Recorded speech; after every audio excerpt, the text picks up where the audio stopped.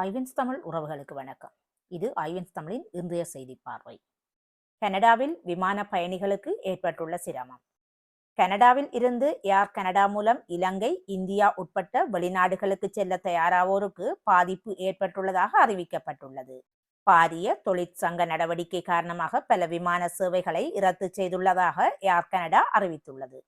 10,000க்கும் மேற்பட்ட விமான பணியாளர்கள் இன்று முதல் தொழிற்சங்க நடவடிக்கையில் ஈடுபட உள்ள நிலையில் இந்த அறிவிப்பு வெளியாகியுள்ளது. இன்று முதல் படிப்படியாக விமான சேவைகளை நிறுத்த ஆரம்பித்து வார இறுதிக்குள் சேவைகள் முழுமையாக தற்காலிகமாக நிறுத்தப்படும் என ஏர் கனடா அறிவித்துள்ளது. இந்த பாரிய தொழிற்சங்க நடவடிக்கை காரணமாக சுமார் 1,00,000க்கும் மேற்பட்ட பயணிகள் பாதிக்கப்படலாம் என சுட்டிக்காட்டப்பட்டுள்ளது. பறிமுதல் செய்யப்பட உள்ள ராஜிதவின் சொத்துக்கள்.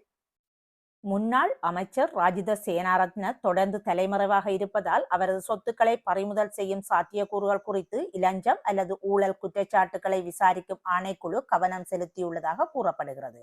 இது தொடர்பாக நீதிமன்ற உத்தரவு பெறப்பட உள்ளதாக லஞ்சம் அல்லது ஊழல் குற்றச்சாட்டுகளை விசாரிக்கும் ஆணைக்குழுவை மேற்கோள் காட்டி தென்னிலங்கை ஊடகங்கள் செய்தி வெளியிட்டுள்ளன. ராஜித சேனாரத்னவை கைது செய்வதற்காக சமீபத்திய நாட்களில் அவர் இருந்த பல இடங்களில் தேடப்பட்ட போதிலும் அவரை கைது செய்ய முடியவில்லை என கூறப்படுகிறது. இலஞ்ச மோசடி. சிரேஷ்ட போலீஸ் அத்தியட்சகர் கைது. சிரேஷ்ட போலீஸ் அத்தியட்சகர் சதீஷ் கமகே அதிரடியாக கைது செய்யப்பட்டுள்ளார். இலஞ்ச ஊழல் மோசடி தவிர்ப்பு ஆணைக்குழுவினால் நிதி செலவை தொடர்பான விசாரணைகளின் அடிப்படையில் போலீஸ் அத்தியட்சகர் சதீஷ் கமகே கைது செய்யப்பட்டுள்ளார் என அறிவிக்கப்பட்டுள்ளது.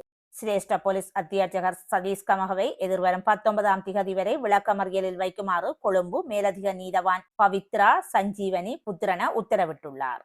காலி மற்றும் அம்பிலிப்பிட்டிய போலீஸ் பிரிவுக்கு பொறுப்பான மூத்த போலீஸ் கண்காணிப்பாளராக இருந்த காலத்தில் அவர் மற்றொரு நபரின் பேரில் 3 வங்கி கணக்குகளை திறந்து குற்றவாளிகளிடமிருந்து இலஞ்சம் பெற்றதாக தெரிவிக்கப்பட்டுள்ளது.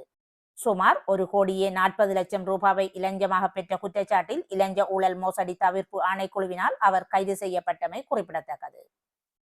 இந்தியாவுக்கு அமெரிக்கா விடுத்துள்ள எச்சரிக்கை. இந்தியா மீது கூடுதல் வரிகள் விதிக்கப்படலாம் என அமெரிக்கா எச்சரித்துள்ளது. ட்ரம்ப் மற்றும் புடின் இடையிலான அமைதி பேச்சுவார்த்தை தோல்வியில் முடியும் பட்சத்தில் இந்த நிலை உருவாகலாம் என அமெரிக்கா கருவூல செயலாளர் ஸ்காட் பெசன்ட் தெரிவித்துள்ளார்.